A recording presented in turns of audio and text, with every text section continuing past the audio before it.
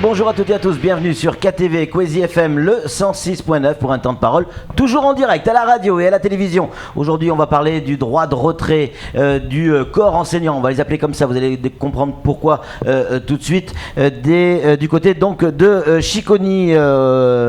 J'ai envie de dire, madame, messieurs, bonjour, on a avec nous Mouché Bako qui est surveillante. C'est moi, Mouché. Bonjour, dans le micro. Bonjour Mouché. Bonjour. Vous êtes surveillante, on va voir avec vous ce qui se passe du côté de Chiconi.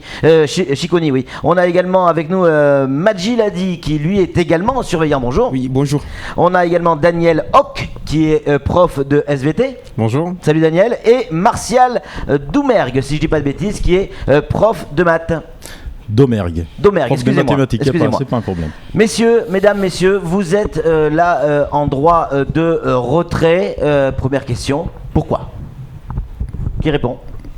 On y va. Je pense que c'est ce qu'on disait, les surveillants qui sont en première ligne, donc j'imagine que c'est à vous de témoigner un petit peu de ce qui se passe au collège. Mouché, par exemple. Alors bonjour, je dis déjà bonjour à tout le monde, à mes collègues qui sont restés au collège de Chiconi.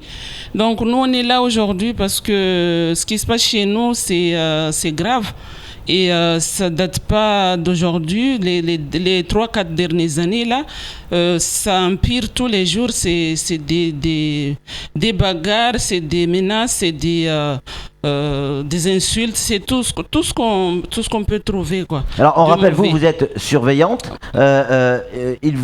vous avez déjà été victime de ce type de violence? Oui, tout à fait. Moi, je suis surveillante. Ça fait pas mal de temps que je suis au collège. J'ai vu beaucoup de choses qui se passent, mais cette année, depuis l'année dernière, ça devient du n'importe quoi. Et moi, personnellement, j'ai été gazée par un élève lorsque j'ai Gazé, voulu... c'est-à-dire du gaz lacrymogène? Du gaz lacrymogène, et j'ai fini à l'hôpital. Et parce que seulement j'ai voulu protéger les autres élèves qui étaient à l'intérieur. J'ai voulu fermer le portail pour qu'ils ne puissent pas rentrer parce que je les ai vus venir.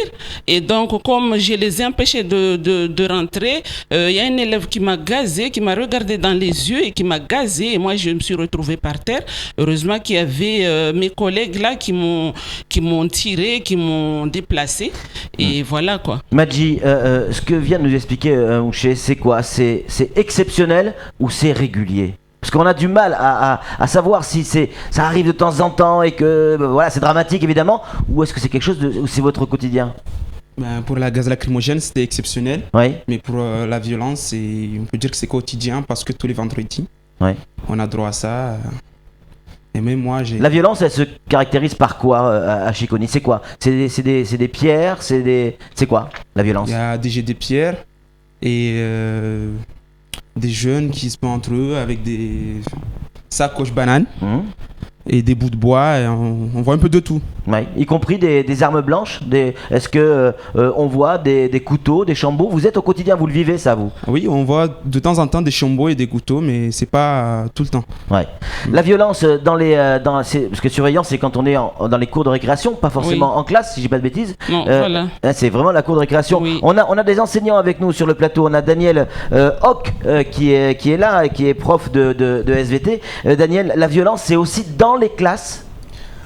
Alors jusque-là, dans les classes, on n'était pas protégés, mais c'est vrai que les élèves n'osaient pas. Ouais. On avait la sacralisation quand même de cet espace. Ouais. Là, ce qui a été aussi l'élément déclencheur de ce droit de retrait, outre effectivement toutes les violences qu'il y a eu précédemment, c'est qu'on a un groupe d'élèves qui s'est introduit dans une classe, c'est-à-dire des bandes de jeunes qui se forment, qui s'introduisent dans les classes pour aller récupérer d'autres élèves. Pourquoi ils font ça? Parce que juste avant cet événement-là, un élève d'un village a été blessé. Il allait chercher des élèves de son village. Ils sont allés dans une salle de classe pour trouver des élèves d'un autre village, l'élève blessé compris, blessé à la tête, pour aller récupérer des élèves de l'autre village qui avaient blessé cet élève et leur régler leur compte. Donc ils viennent rentrer dans les salles. Heureusement, le professeur présent dans la salle, les deux plus les professeurs autour, ont pu intervenir, ont pu s'interposer. Mais alors on a une photo que Camille va nous montrer tout de suite qui montre du sang d'élèves dans une salle de classe à côté des bureaux. C'est choquant. C'est ce qui s'est passé? C'est ce que vous avez vécu? C'est tout à fait ce qui s'est passé, ouais. On a des élèves qui sont blessés. Là, on a eu 2 élèves qui ont quand même été blessés et hospitalisés. Et effectivement c'est ce qui se passe. Là encore, c'est pas notre quotidien, c'est des événements qui sont exceptionnels, mais au quotidien, on a des bagarres, on a des élèves qui sont mis en danger, on a des mouvements de foule. On est sur un collège avec 1720 élèves. Donc il y a des mouvements de foule, des grands troisièmes qui courent à côté de petits sixièmes. On peut avoir des drames dans ces mouvements de foule, on peut avoir des drames dans une bagarre qui peut arriver. Ça arrive effectivement, comme l'a dit Madji, tous les vendredis, certains autres jours de la semaine. Donc ce genre d'événement n'est heureusement pas notre quotidien, mais on sait bien que ça peut arriver à tout moment. Et on reviendra après hein, sur la suite. Je voudrais m'adresser à Martial s'il est d'accord. J'ai cru comprendre que à un moment donné, il y a quelques jours ou quelques semaines de cela, avec d'autres enseignants, vous avez ramassé un certain nombre d'armes que vous avez trouvées sur les élèves. Et là on parle de chambots, de couteaux, de bâtons. C'est l'espace de 2 tables de collège qui étaient remplies. Vous confirmez cette information ? Disons que la dernière fois qu'on a fait un droit de retrait, on a fait venir le Dazen, c'est ça Ouais. Et là, effectivement, on avait exposé ces armes blanches, les bouts de bois, le chambo, comme vous venez de dire. Oui, vous voulez le rajouter ? Ouais. Si je peux me permettre, c'est l'ensemble des armes qui avaient été saisies sur des élèves suite à des bagarres, etc. C'est pas le résultat de fouilles ou d'une fouille ponctuelle, c'est l'ensemble des choses... Sur combien de temps ? Sur une semaine. Sur une semaine ? Ah oui, quand même, sur une semaine. Je croyais que c'était plus long en fait. Pardon. Ah ouais, sur une semaine, donc c'est énorme. Donc droit de retrait, ça veut dire qu'aujourd'hui, vous demandez quoi exactement ? Alors donc on se réunit là depuis 2 jours, depuis lundi, hier, et on a prévu donc des actions de remédiation. La première, c'est une organisation de rencontre des parents d'élèves dans les 5 villages, c'est-à-dire Chikoni, Kahani, Barakani, Soa et Wangani. Et la deuxième action, c'est un préavis de grève qui était déposé pour lundi le 1er février pour une marche d'Amamoudzou.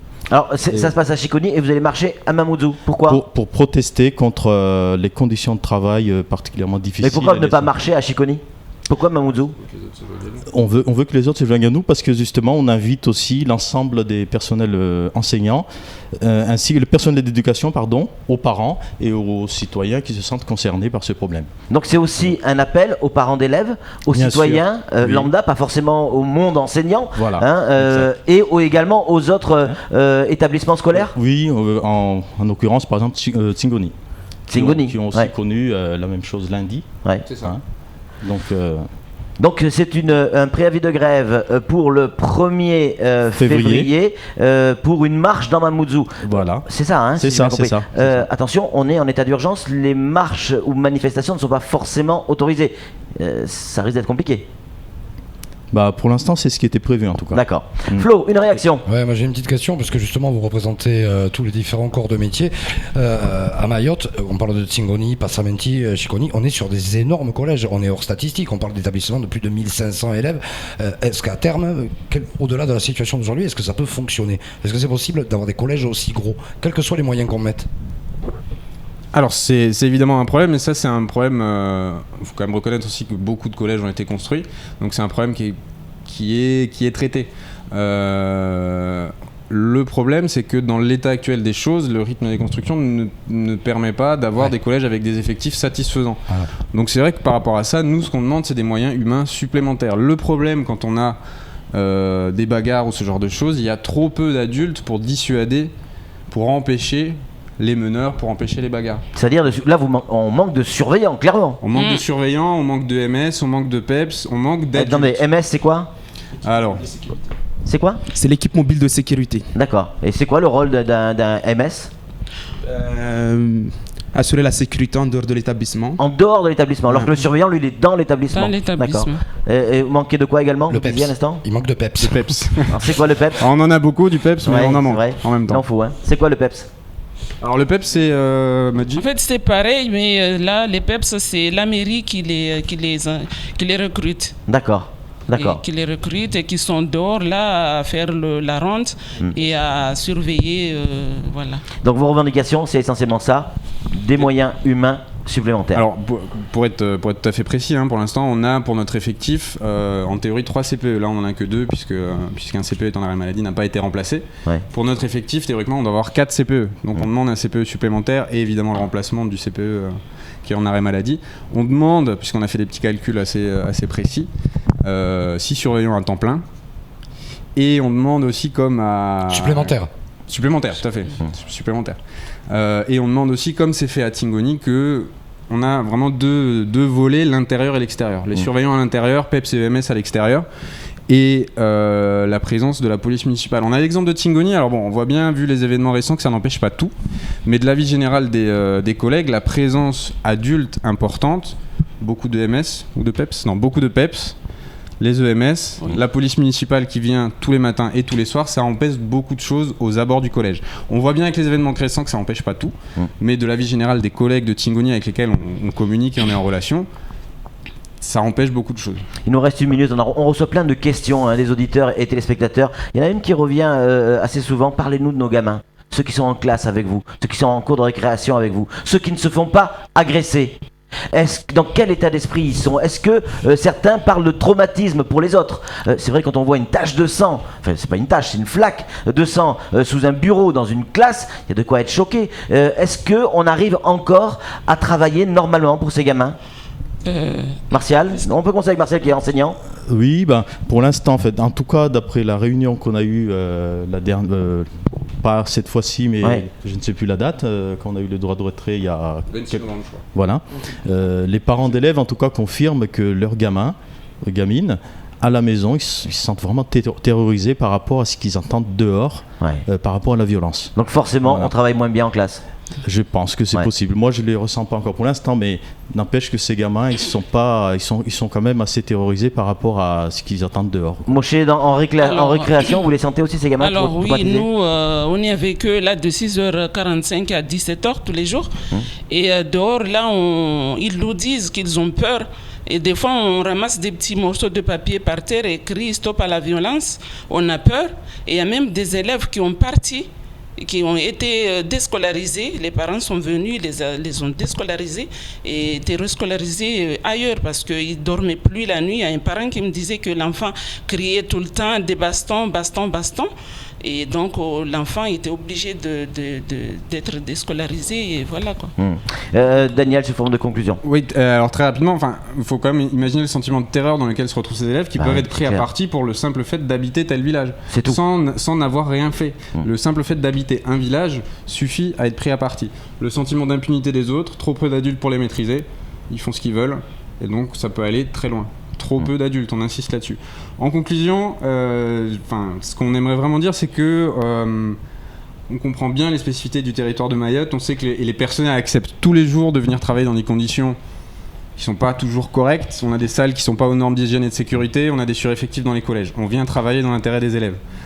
L'argument, c'est comme ça, c'est Mayotte, il faut faire avec, a aussi ses limites. Et nous, on ne peut pas venir travailler si la sécurité des élèves et des personnels n'est pas assuré.